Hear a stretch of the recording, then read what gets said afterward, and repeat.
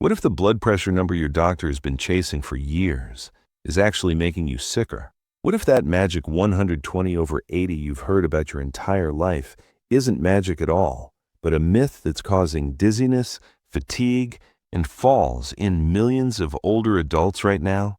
I know that sounds dramatic, but stay with me, because what I'm about to share could fundamentally change how you think about your health, your medications, and what's actually safe for your body. You've been told your whole life that lower is better. Get that number down. Take another pill if you have to. But here's what nobody tells you. That advice was never designed for someone your age. It was created using studies on younger, healthier people, and then blindly applied to everyone else, including you. And the consequences of that mistake are showing up in emergency rooms every single day. Older adults passing out in their kitchens, falling in the middle of the night on the way to the bathroom, feeling so foggy and exhausted they think something is seriously wrong with their brain. And the cruel irony? Many of these people have perfect blood pressure numbers on paper. Their doctors are thrilled, but their bodies are screaming for help. Today, I'm going to show you exactly why the 120/80 target could be dangerous for you specifically, what two massive clinical trials actually revealed when researchers looked at older adults, and the precise framework I use with my own patients to find their true ideal blood pressure, the number where their heart is protected and their body actually feels good. This isn't about ignoring high blood pressure. Hypertension is real and it's dangerous, but so is overcorrection. And right now, millions of adults over 60 are caught in the middle, overtreated and undereducated about what their bodies actually need. Let me start by destroying the biggest lie in blood pressure medicine, the idea that one number works for everybody. You've seen the charts: normal, elevated, stage 1, stage 2, clean little boxes with clean little numbers. But here's what those charts don't show you. They don't show the 72-year-old woman who hits 118/70 and can barely get out of bed. They don't show the 68-year-old man whose doctor celebrated his new reading of 115/72 right before he blacked out in his garage and fractured his hip. Those charts measure pressure. They don't measure how your brain is handling that pressure. They don't measure whether your kidneys are getting enough blood to filter properly. They don't measure whether you can stand up from a chair without the room spinning. And that's the problem. Blood pressure isn't just a number. It's a relationship between your heart, your arteries, your brain, your kidneys, and a dozen other systems that change as you age. When you're 30, your arteries are elastic and flexible. They expand and contract beautifully. But when you're 65 or 75, those same arteries have stiffened. They've calcified. They don't bounce back the way they used to. And that means the pressure required to push blood up to your brain is different now. Lowering it too aggressively doesn't make you healthier. It starves your brain of oxygen. It makes your kidneys work harder with less. And your body starts sending you warning signals, signals that most people either ignore or mistake for something else entirely. That dizzy feeling when you stand up too fast, you blame it on age. The brain fog that rolls in every afternoon, you assume you didn't sleep well. The fatigue that never seems to lift no matter how much rest you get, you tell yourself it's just part of getting older. But what if none of that is true? What if those symptoms are your body's desperate attempt to tell you that your blood pressure is too low for you? This is the conversation almost no one is having. We're so obsessed with the dangers of high blood pressure that we've become blind to the dangers of pushing it too low. And the research proves this. Let me take you inside two of the biggest blood pressure studies ever conducted on older adults. The first is called the SPRINT trial, and it changed everything when it was published in 2015. Researchers enrolled over 9,300 adults, most of them over 50, with an average age of 68. They divided them into two groups.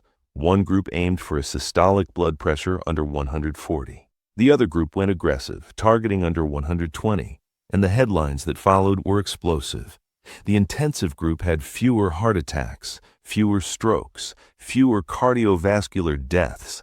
Doctors everywhere started pushing patients toward that 120 target. Finally, they thought, we have proof that lower is better. But here's what the headlines didn't say. That same intensive group also experienced significantly more fainting episodes, more acute kidney injuries, more dangerous electrolyte imbalances, more serious falls. And here's the part that should make you pause. The SPRINT trial deliberately excluded the very people who represent most older adults in the real world. No one with diabetes was allowed in the study, no one with a prior stroke, no one with dementia, no one with advanced kidney disease, no one who was frail. In other words, the trial that launched a global push toward 120 only tested that target on the healthiest, strongest, most resilient older adults they could find. And even among that elite group, there were still serious side effects. So what happens when you apply that same aggressive target to someone who isn't in peak condition? Someone with 3 chronic diseases and 5 medications and joints that ache and balance that isn't what it used to be? You're not protecting them. You're putting them in danger. The second major trial came out of China in 2021. It's called the STEP trial, and it enrolled over 8,500 adults between 60 and 80 years old. The design was almost identical to SPRINT. One group targeted under 140, the other under 120. And once again, the lower group had fewer heart events. But once again, that same group had more dizziness, more kidney strain, more episodes of passing out. 2 massive trials, 2 consistent findings. Yes, lower blood pressure can protect your heart, but push it too low and you trade one set of risks for another. And nobody is asking the most important question: what's the right balance for you specifically? Not for the average 68-year-old in a clinical trial, not for the hypothetical patient in a textbook, for you, for your arteries, your kidneys, your brain, your daily life. Because here's the truth that medicine is slowly starting to accept. There is no universal target. There is only your target.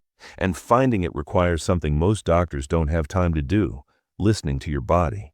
So how do you know if your current blood pressure is too low? Your body will tell you, if you know how to listen. The warning signs are subtle at first, easy to dismiss, but unmistakable once you know what to look for. Lightheadedness when you stand up, especially in the morning. A foggy, disconnected feeling in your head that coffee doesn't fix. Fatigue that settles into your bones even when you've done nothing strenuous. Feeling unsteady on your feet like the floor isn't quite where it should be. Muscle cramps that come out of nowhere. And if your systolic number regularly dips below 100, that's not a victory. That's a warning. Your body isn't celebrating. It's compensating, and compensation has a cost. Every organ downstream from your heart is quietly asking for more. More oxygen, more nutrients, more blood flow, and it's not getting what it needs. So what should you actually aim for? After years of working with patients, after reviewing the research and watching how real bodies respond to real treatments, I've developed a framework that works for nearly everyone. If you're between 60 and 79 years old, you're active, you're independent, and you don't have major chronic conditions dragging you down, aim for a systolic pressure under 130. That's your sweet spot. Low enough to protect your heart and brain from long-term damage, but high enough to keep the blood flowing where it needs to go. But if you're in that same age range and you're dealing with dizziness, frailty, multiple medications, or several chronic conditions, forget 120. Forget even 130. Your target should be under 140, maybe even a little higher depending on how you feel. Protecting your heart means nothing if you're too dizzy to walk safely across your living room. And if you're 80 or older, the calculus shifts again. At that stage of life, systolic pressure between 130 and 150 is often the safest range. Some people do beautifully at 125. Others feel terrible below 145. The only way to know is to pay attention, track your symptoms, and adjust accordingly. Now, here's something critical that most people miss. You can tolerate a lower number without it being optimal. Just because you haven't fallen yet doesn't mean your brain is getting enough blood. Just because you haven't fainted doesn't mean your body isn't struggling. The goal isn't to survive your blood pressure, it's to thrive with it, to wake up clear-headed, to stand up without grabbing the wall, to feel like yourself again.